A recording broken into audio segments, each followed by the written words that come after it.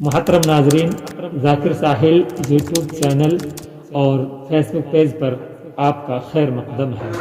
مولانا شیر محمد صاحب دعوت برکاتہ جن کو خالق کائنات نے بے شمار خوبیوں سے نوازا ہے، آپ کے اندر اللہ رب العزت نے یہ صفت ودیعت فرمائی ہے کہ کون سی بات کب کہنی ہے، کہاں کہنی ہے، کیسے کہنی ہے، یہ سلیقہ آپ کو اللہ رب العزت نے عطا کیا ہے، اور کون سی بات نہیں کہنی ہے یہ بھی اللہ رب العزت نے آپ کو عطا کیا ہے۔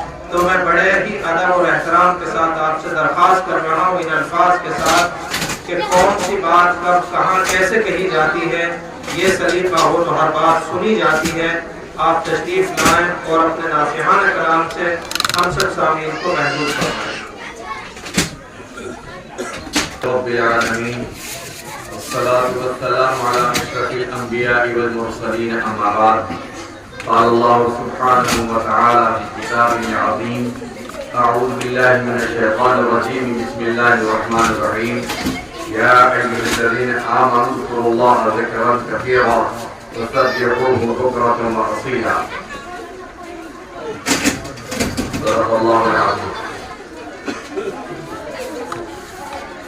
جناب صدر اجلاس، حضرات علماء کرام، سامعین اعظام، عزیز طلباء و طالبات اور میری ایمانی اسلامی ماں بہنیں، اللہ رب العزت کا بے پناہ شکر اور اس کا احسان عظیم ہے کہ اللہ تعالیٰ نے ایسی مبارک مجلس میں حاضری کی توفیق نصیب فرمائی۔ اللہ تعالیٰ بار بار دینی پروگراموں میں شریک ہونے کی سعادت نصیب فرمائے، ہماری حاضری کو اپنی بارگاہ عزت میں قبول فرمائے۔ جیسا کہ عزیز مفتی محمد لقمان صاحب قاسم صلی اللہ تعالیٰ نے مہمان خصوصی مولانا محمد راشد صاحب دامت برکاتہ العالیہ شیخ الحدیث مناظم تعلیمات جامعہ محمد امین کیرلا آج ہمارے درمیان میں تشریف فرما ہے، جو ہمارے ہی گاؤں کے باوقار بہت سنجیدہ عالم دین ہیں اور ہمیشہ آپ کے پروگراموں میں تشریف لاتے رہتے ہیں، ان کا احسان عظیم ہے۔ تو اصل بیان انہی کا ہوگا اور انہی کے بیان کے ہم سب مشتاق ہیں۔ میں چند باتیں آپ کے سامنے اپنی اصلاح کی خاطر عرض کروں گا۔ میں نے قرآن مقدس کی آپ کے سامنے آیت پڑھی کہ ایمان والو اللہ رب العزت کی یاد اور اللہ کو کثرت سے یاد کرو۔ ظاہر بات ہے یہ مبارک مہینہ جو چل رہا ہے جس کو شعبان معظم کہتے ہیں، یہاں اہل علم تو سبھی جانتے ہیں اور آپ حضرات نے بھی اپنے علماء کرام سے بار آپ کو رکھا ہوگا کہ نبی اکرم صلی اللہ علیہ وسلم اس مبارک مہینے میں صحابہ کرام کو جمع فرماتے اور آپ نے جمع فرمایا اور بہت عظیم اور بڑے عظیم الشان آپ نے خطاب فرمایا، اور اس آنے والے مبارک مہینے کی رمضان شریف کی اہمیت اور اس کے فضائل اور مناقب بتلائے کہ لوگوں تمہارے درمیان میں ایک ایسا مہینہ آنے والا ہے، ظاہر ہے رمضان مبارک کہ جس میں اللہ تعالیٰ مومن کا رزق بڑھا دیتے ہیں اور فرد کا ثواب 70 گنا بڑھا دیتے ہیں اور نوافل کے ثواب فرد کے برابر کر دیتے ہیں، وغیرہ وغیرہ بہت ساری باتیں آپ نے فضائل صدقات فضائل اعمال میں حدیث بہت مفصل ہے، آپ نے پڑھی ہوگی۔ تو یہ آپ نے خطاب فرمایا تو صحابہ خوشی مناتے تھے اور اپنی ترتیب لگاتے تھے کہ ہمیں اس شعبان کے مہینے میں رمضان شریف کی تیاری کے لیے کیا کرنا چاہیے۔ یہاں ہماری بہت سی خواتین بہت بڑی تعداد میں موجود ہیں، اس میں سب سے بڑی بات جو ہے وہ قرآن کریم کا مسئلہ ہے، کیونکہ قرآن کریم جو ہے جو اللہ رب العزت کی وہ کتاب ہے جو قیامت تک باقی رہنے والی ہے اور جو تمام پوری انسانیت کے لیے کتاب ہدایت ہے، اور جو سب سے بڑا ذکر جس کو کہا گیا ہے، یہ سب سے بڑا ذکر جو ہے وہ قرآن پاک ہے. ذکر سنات یہاں قرآن ہے، قرآن کی تلاوت ہے. اس کا سب سے زیادہ اہتمام کیا جائے. کیوں کہ رمضان شریف کے مبارک مہینے سے قرآن عظیم کی خاص نسبت ہے. قرآن مقدس جو ہے محفوظ میں موجود تھا. آپ صلی اللہ رب العالمین نے اپنی قدرت کاملہ سے آسمان دنیا پر نازل فرمایا، اور وہ یہی مہینہ تھا، مبارک رات تھی. اِنَّا أَنزَلْنَاهُ فِي لَيْلَةٍ مُبَارَكَةٍ. تو ظاہر بات ہے شب قدر کی رات تھی اور ماہ مبارک تھا. اللہ نے قرآن کریم کا نزول فرمایا. بیت العزت یا بیت المعمور میں اور پھر آسمان دنیا پر آپ صلی اللہ تعالی وسلم کے قلب اطہر پر نازل فرمایا. 23 سال میں قرآن کریم اترا. تو ظاہر بات ہے کہ قرآن کریم جو ہے اس کی نسبت اس مبارک مہینے سے ہے. ہم کو چاہیے چلتے پھرتے اٹھتے بیٹھتے اللہ کے ذکر سے ہماری زبان جو ہے وہ چلتی رہنی چاہیے. اللہ تعالیٰ نے ارشاد فرمایا کہ ایمان والو تم میرا ذکر کرو، صبح شام کرو، چلتے پھرتے کرو، کثرت کے ساتھ میں کرو. تو قرآن کریم سے بڑھ کر کوئی ذکر نہیں ہے. ہر گھر میں قرآن کی تلاوت اس قدر ہونی چاہیے کہ سما بن جائے اور آپ کے بچوں پر، آپ کے محلے میں، آپ کے پڑوس میں ایسا اثر ہو کہ آپ کے دیکھنے میں اور بھی آپ کے پڑوس میں رہنے والے قرآن کی تلاوت میں مشغول ہو جائیں. اس کی ترتیب آپ کو لگانی ہے کہ ہمیں جو ہماری دنیاوی کام ہوتے ہیں پوری سال میں، ان کاموں کو آگے پیچھے کر کے اور اس مہینے کو خالص عبادت کے لیے طے کر لیا جائے کہ ہمیں اپنے ان جرائم سے معافی مانگنی ہے جو گناہ دیدہ و دانستہ، خواہ وہ کبیرہ ہو یا صغیرہ، شرک ہو یا کفر ہو، جو ہماری زندگی میں گناہ ہو چکے، جن گناہوں میں رات اور دن ہم ملوث ہیں، ان گناہوں سے اس مبارک مہینے میں خصوصاً توبہ کرنی چاہیے. اللہ تعالیٰ اس مبارک مہینے میں مومن کی توبہ کو قبول فرماتے ہیں. ہماری زبان جو ہے وہ اتنی زیادہ، خاص کر میوات میں تو زبان میں یہاں اتنی کرواہٹ ہوتی ہے کہ بعض آدمیوں کے زبان سے اتنا خوف اور ڈر لگتا ہے، معلوم کیا کہتے ہیں. جب کہ یوں آتا ہے آپ صلی اللہ علیہ وسلم نے جب جنت کی تعریف فرمائی تو آپ نے یوں فرمایا کہ جنت میں ایسے بالا خانے ہیں کہ باہر والے اندر والوں کو دیکھ سکیں گے اور اندر والے باہر والوں کو دیکھ سکیں گے. ایک صحابی رسول صلی اللہ علیہ وسلم کہا کہ یا رسول اللہ، جب ایسے بالا خانے جنت میں ہوں گے تو ان میں کون داخل ہوں گے؟ تو آپ نے یوں فرمایا کہ ان میں وہ آدمی داخل ہوں گے جن کی زبان میں حلاوت ہوگی، مٹھاس ہوگی، کڑواہٹ نہیں ہوگی، جن کی زبان میں لطافت ہوگی، نرماہٹ ہوگی. وہ لوگ جنت میں داخل ہوں گے، متواضع ہوں گے، متکبر نہیں ہوں گے، اور جو ہر مومن کو سلام کرتے ہوں گے، اور جو کھانے کے رواج رکھتے ہوں گے، صدقہ خیرات کرتے ہوں گے، اور آپس میں ایک دوسرے کو کھانا کھلانے والے ہوں گے، وہ لوگ جنت میں داخل ہوں گے، ان 12 خانوں میں داخل ہوں گے. میرے بھائیوں، اس لیے ہمیں چاہیے کہ جو گناہ پوری سال میں ہم نے کیے، پوری زندگی میں کیے، ان تمام گناہوں سے رب العالمین کی بارگاہ میں ہمیں توبہ کرنی چاہیے. یہ بڑا ہی اچھا موقع ہے.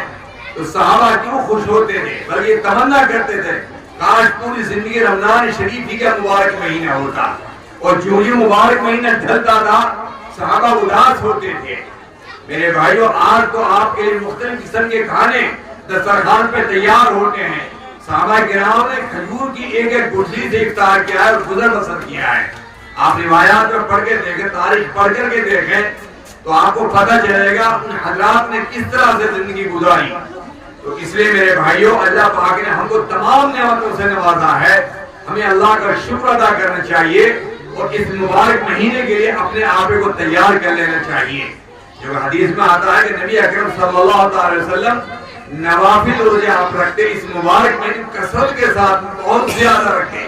کسی مہینے میں کے بارے میں اتنا نہیں آتا جتنا شعبان معظم کے مہینے میں آپ کے بارے میں آتا ہے کہ آپ مسلسل روزہ رکھتے، افطار بھی فرماتے ہیں.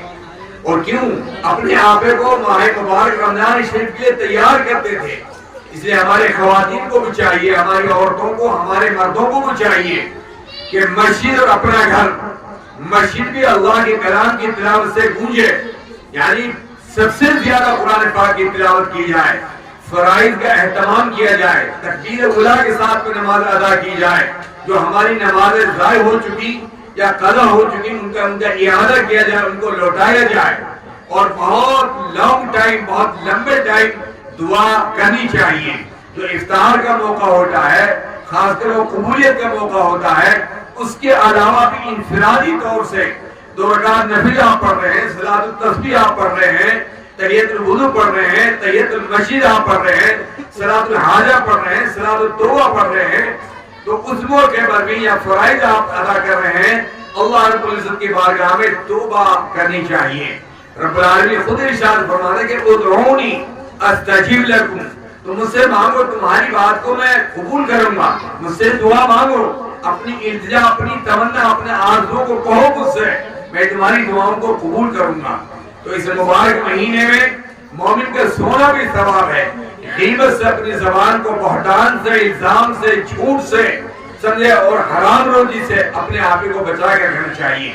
دیکھیے خدا نہ خواستہ کوئی آدمی اگر عبادت کم کر لے تو چل جائے گا, سب سے زیادہ اللہ کے نزدیک وہ انسان مقبول اور منظور ہے جو اللہ رب العزت کی نافرمانی سے بچے.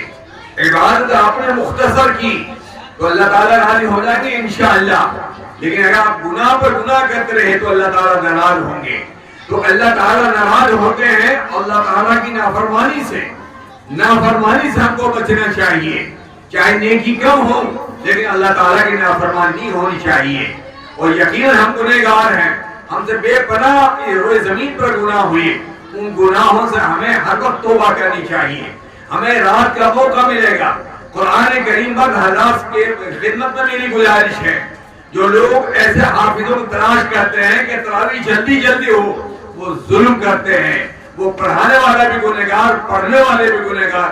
اللہ تعالیٰ کے کلام کو بہت ٹھہر ٹھہر کر کے بہت اچھے انداز میں پڑھنا چاہیے, سننا چاہیے رغبت کے ساتھ. اگر قرآن سننا آپ کے ذہن میں دشوار گزر گیا, دشوار ہوا, اور آپ بالکل طلب کریں گے جلدی ختم کریں, جلدی ختم کریں, اس کا مطلب یہ ہوگا کہ آپ کو قرآن سے محبت نہیں ہے, اللہ کے کلام سے محبت نہیں ہے, بجائے ثواب کا بڑا زبردست گناہ ہوگا. اس لیے اپنے آپ کو تیار رکھو. اے اللہ, پورے رمضان شریف کے مبارک مہینے میں ہم کو یہ مہینہ ایسا ملتا ہے جو ہم پورے سال قرآن کو شاید نہ سنتے ہوں, اس مرتبہ اس مہینے میں قرآن سننے کو ملے گا. اس لیے تکبیر اولیٰ کے ساتھ نماز پڑھیں, تراویح کا مکمل اہتمام کریں, اور سحری کا, افطار کا ہر موقع پر, یعنی گویا کہ آپ کا دن اور آپ کی رات بھی اس مہینے کو اتنا اہتمام کے ساتھ عبادت گزارنا چاہیے کہ اللہ تعالیٰ کی رضا اور خوشنودی نصیب ہو جائے. اللہ تعالیٰ ہمارا شمار مغفرت ہونے والوں میں, ابرار اور صالحین نیک لوگوں میں ہمارا شمار ہو جائے. یہ مقصد ہے رمضان شریف کا, تاکہ اللہ تعالیٰ نے اس رمضان کو اسی لیے بھیجا ہے اور دیا ہے نبی اکرم صلی اللہ علیہ وسلم کو, تاکہ تقوی اختیار کر لیں میرے بندے, مجھ سے ڈرنے لگ جائیں اور پرہیزگاری اختیار کریں. تو یہ مبارک مہینے انشاءاللہ القریب آنے والا ہے. جیسا کہ حدیث پاک میں آتا ہے, اللہ کے نبی اکرم صلی اللہ علیہ وسلم نے ارشاد فرمایا, اللہم بارک لنا فی رجب و شعبان وبلغنا رمضان. اللہ تو رجب المرجب کے مہینے میں, شعبان المعظم کے مہینے میں برکت عطا فرما, اور اللہ ہمیں عافیت کے ساتھ رمضان تک پہنچا, ہم بیمار نہ ہوں, ہمیں موت نہ آئے, عافیت کے ساتھ میں ہم رمضان کو پالیں, پھر تیری عبادت کریں. میرے بھائیوں, شعبان کا مہینہ چل رہا ہے, اپنے آپے کو, صحابہ کرام اپنے کاموں کی ترتیب رمضان شریف سے پہلے ہی لگا دیا کرتے تھے, اور اکابرین سے, محدثین سے, اولیاء اللہ سے, ان تمام اللہ والوں سے بات ثابت ہے کہ رمضان شریف کی ترتیب پہلے ہی سے لگا لیا کرتے تھے, تاکہ رمضان میں کوئی چیز مخل اور دخیل نہ ہو کہ ہمارے روزے پر اثر پڑے, ہماری عبادت میں کمی ہو جائے, کوتاہی ہو جائے. نہیں, شیطان کو بھی قید کر لیا جاتا ہے. جیسے کہ حدیث میں آتا ہے کہ شیطان مومن کے دل پر اثر انداز ہوتا ہے. جب وہ ذکر کرتا ہے تو شیطان پیچھے ہٹ جاتا ہے, جب غفلت میں رہتا ہے انسان تو پھر وہ لوٹ آتا ہے۔ میرے بھائیوں، اس لیے اس مبارک مہینے کی قدر کی جائے۔ اب مفصل بیان اور انشاءاللہ آپ کے سامنے مولانا محمد راشد صاحب صلی اللہ تعالیٰ ارشاد فرمائیں گے۔ اللہ تعالیٰ ملک گنہگار کو، آپ سب حضرات کو عمل کی توفیق نصیب فرمائیں۔ مولانا یوسف صاحب جو ہیں قاسمی، مولانا داؤد صاحب کے بھائی ہیں۔ کمال یہ ان دونوں بھائیوں میں کیا کمال ہے، یہ دونوں بھائی ایک اس کونے پہ گاؤں میں اور ایک اس کونے پہ، اور ماشاءاللہ ان کی بیویاں ان کے ساتھ میں ساتھ دیتی ہیں۔ دیکھیے نا آپ کمال، یہ اللہ کی مہربانی ہے۔ دونوں بھائیوں کے گھروں میں عالماں ہیں، عالمات میں معلمات، مطلب معلمات نہ بھی ہوں تو بہرحال وہ پڑھانے والی ہیں، ان کا برابر کے ساتھ دیتی ہیں، اور دونوں بھائیوں کو ساتھ دیں گی۔ ماشاءاللہ بڑی اچھی خدمت، یہ بہت سلیقے کا آدمی ہیں مولوی یوسف صاحب جو ہیں، بڑی اچھی محنت کرتے ہیں۔ مکی مسجد میں بھی ماشاءاللہ ان کے مقتدیوں نے جب یہ ہٹے تو بار بار میرے پاس آئے، مول صاحب ہم کو مولوی یوسف چاہیے، ہماری فلاں بچی نے قرآن پڑھا، فلاں بچے نے قرآن۔ میں نے ان کو بتایا کہ بھائی تمہارے لوگ تو خوش ہوتے ہیں، میں اچھا چلا گیا امام، لیکن آپ کے لیے لوگ تو کہیں تم واپس آ جاؤ۔ ٹھیک ہے جی میں غور کروں گا۔ میں کہ جے پور سے واپس آ جا، بیچارہ واپس آئے، اللہ جزائے خیر دے طیب صاحب کے بھائی کو، انہوں نے ان کو یہ جگہ عطا فرما دی۔ اور بتاؤں یہ ابتدائی اسلام سے آج تک اور قیامت تک یہ ہوتا رہے گا، لوگوں نے اسلام کی خدمت کے لیے اپنے مکان، اپنی دکان، اپنا مقام عطا فرمایا ہے۔ آپ رسول اللہ صلی اللہ علیہ وسلم کی آپ زندگی دیکھ لیں، صحابہ کرام کی زندگی دیکھ لیں، کبھی بھی خالی نہیں رہا ہے۔ تو اس لیے جنہوں نے ان کو جگہ دی ہے خدمت کے لیے کہ قرآن کی خدمت ہوگی، اللہ ان کو اجر عظیم عطا فرمائے۔ بیچارے بہت سلیقے کے آدمی، بڑی محنت کی ہے۔ میں نے آنے کے بعد میں بچوں کا قرآن سنا، ان کی تقریریں سنی، بہت دل باغ باغ ہوا، بہت شاندار اس بچے نے قرآن پڑھا، تجوید کا پورا خیال رکھا، صحت الفاظ کا پورا خیال رکھا، لب و لہجہ بھی تھا، خوش لہان تھا۔ اب ظاہر بات ہے کس قدر محنت کی ہوگی انہوں نے بیچارے نے، تو ظاہر بات ہے اللہ ان کو اجر عظیم عطا فرمائے، آپ کو بھی اجر عظیم عطا فرمائے۔ آپ مولانا کے ساتھ دے رہے ہیں، آپ محلے کے آدمی ہیں، آپ نے بھی اس اجلاس کے سجانے میں، لوگوں کو بلانے میں، پلانے کے انتظام میں آپ نے محنت کی ہے۔ اللہ آپ کو اجر عظیم عطا فرمائے، اور ان بچوں کو، والدین کو اجر عظیم عطا فرمائے جو مکتب میں بڑی تعداد میں بچیاں اور بچے موجود ہیں۔ موسم اللہ کی طرف سے تھا، ورنہ ایک بچے اس قابل تھا، ان کا سب کچھ سنا جاتا، ان کا قرآن بھی سنا جاتا، ان کی نعت نظر بھی سنی جاتی، ان کی نظر بھی سنی جاتی، ان کے بیانات بھی سنے جاتے۔ لیکن اندازہ یہ ہوتا ہے، میرو مثال ہے کہ گیہوں میں دو چار دانے دیکھ لے تو سے اندازہ لگ جاتا پوری ڈھیری کا، پوری بوری کا۔ تو ہم نے مولوی یوسف کی محنت کا اندازہ بخوبی پہلے سے لگا رکھا ہے، اور آج مزید لگا لیا کہ واقعتاً یہ شخص محنتی نوجوان عالم دین ہیں۔ اللہ ان کو اجر عظیم عطا فرمائے۔ کڑوے ضرور ہیں، کڑوے تو دونوں بھائی ہیں یہ، لیکن محنتی آدمی ہیں، گاؤں میں محنت کر رہے ہیں، بچوں کو محنت کر رہے ہیں ماشاءاللہ۔ ان کی محنت سے مول داؤد صاحب کے یہاں جا کے دیکھو، بہت بڑی تعداد میں بچیاں، میں جب جاتا ہوں میں بہت متعجب ہوتا ہوں کہ ماشاءاللہ اللہ ان کے اوقات میں برکت دی، اتنے سارے بچے اور فارغ اس طرح کرتے ہیں۔ پھر جب بچوں کو سن کے دیکھتے ہیں تو کوئی بچہ کچا نہیں نکلتا۔ تو چاروں طرف سے ماشاءاللہ گاؤں میں الحمدللہ مکاتب والوں نے، مدرسے والوں نے بہت اچھی فضا قائم کر رکھی ہے۔ اللہ تعالیٰ سب کی خدمات جلیلہ کو اپنی بارگاہ عزت میں قبول فرمائے۔ کتنے عذاب، کتنی مصائب، تکالیف، مصیبتیں اس گاؤں سے دور ہو رہی ہیں، اور حاضر رحمان بخش رحمۃ اللہ علیہ کا مشن اور ان حضرات کی تمنائیں پوری ہو رہی ہیں ماشاءاللہ۔ پہلے تو ہمارا میر کھیڑا اور قاسم صاحب رحمۃ اللہ علیہ نے وہ خدمت انجام دی کہ ہمارا سر جو ہے فخر سے بلند ہوتا ہے جا کے ہم جاتے ہیں۔ اب ایک بہت بڑے عالم آئے، بلکہ قاری ابو الحسن صاحب حضرت تشریف لائے، میں نے میر کھیڑا نہیں دیکھا ہے، وہ کے میر کھیڑا دیکھ کر کہا ہے حضرت کی بہت طبیعت خوش ہوئی۔ تو بھائی وہی جانا ہمارا اتنا بڑا کام کر رہا ہے، گاؤں میں کام ہو رہا ہے۔ میں آپ سے گزارش کر رہا ہوں، اپنے آپ سے عرض کر رہا ہوں، علماء کی قدر کیجئے، ان کی محنت کو داد دیجئے، دعائیں دیجئے، ان کی خوب مالی اور زبانی ہر اعتبار سے مدد کیجئے۔ اللہ تعالیٰ آج کے ہمارے قرآنی اور نورانی اس اجلاس کو اپنی بارگاہ عزت میں قبول فرمائیں۔ ریا سے، تکبر سے، اور مطلب یہ ہے کہ بناوٹ سے، تصنع سے اللہ ہماری آپ کی حفاظت فرمائے۔ ماہ مبارک کی قدردانی توفیق نصیب فرمائے۔ وآخر دعوانا الحمدللہ رب العالمین۔